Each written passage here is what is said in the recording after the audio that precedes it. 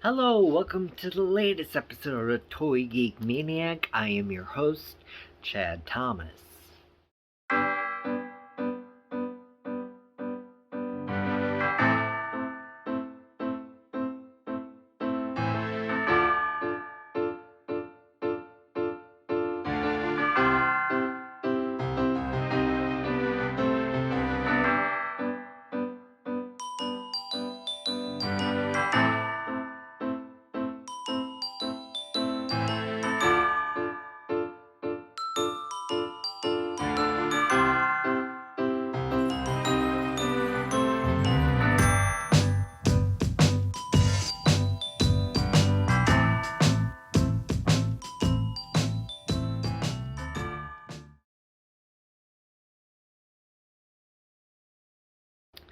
Now, we did a video about Mego a little bit ago, and a little bit of the history of the toy franchise, and two figures that have come about with the recent resurgence of the toy line.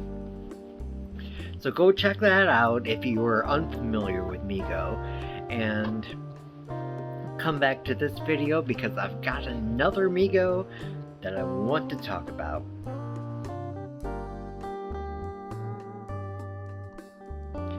It is Lieutenant Commander Data from Star Trek The Next Generation. There are only 3 Megos in this collection thus far. I've already acquired Captain Jean-Luc Picard, now I have Data, and I have yet to see Q. I'm gonna assume he's gonna be the rare one, the one that I'm never gonna find unless I pay like $20-$30 for it. And it's not that important for me to have him. I just hope they continue on in this line with the rest of the crew, because that would be nice. These figures are reasonably priced, especially for the amount of articulation that they have and the likeness that they do get with these. They're not 100%, but they're pretty good. So I'm gonna open up Data right now. Alright, so here we have Lieutenant Commander Data with a very decent resemblance to Brent Spiner. Going along with his phaser that's attached to his belt, which I'm just going to leave on, even though there really isn't a belt on the Starfleet uniforms. He seems a little bit overly muscular. I'm pretty sure that Data didn't have this kind of physique, but it's probably a general mold that they give to all the male characters that they have.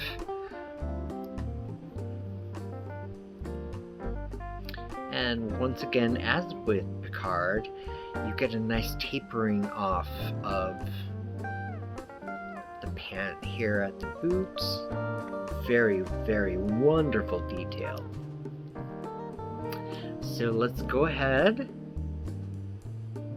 and break down his articulation. Alright, so Data does have a 360-degree turn in the head. There's no look up or down.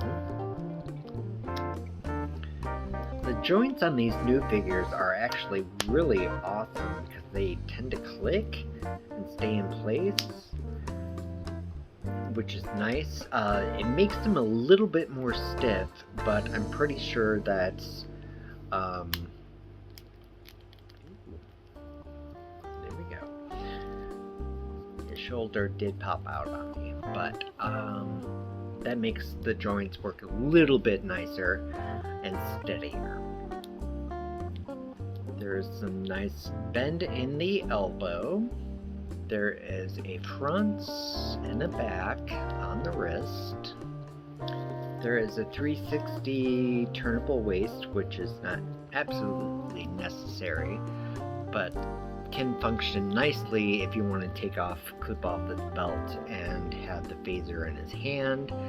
I have not seen if that works just yet, because I just kind of like having the fact of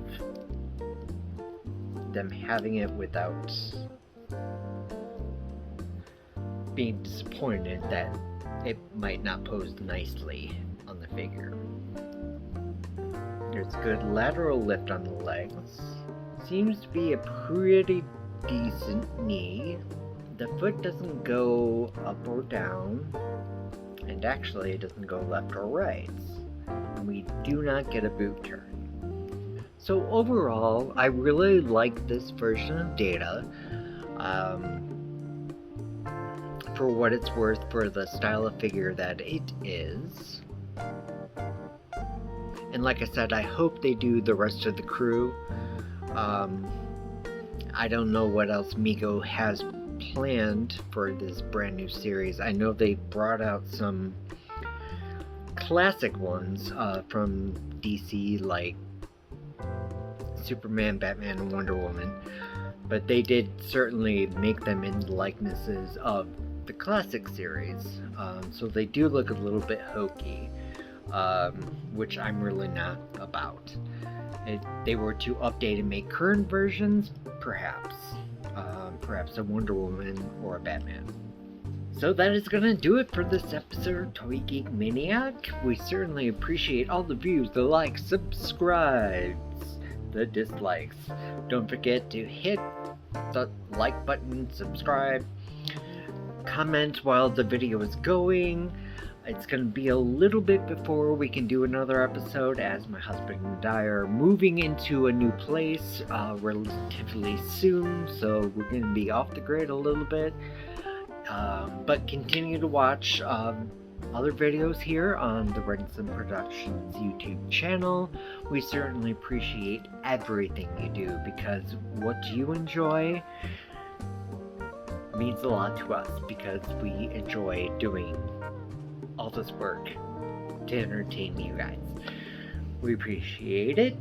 Love and light to you all.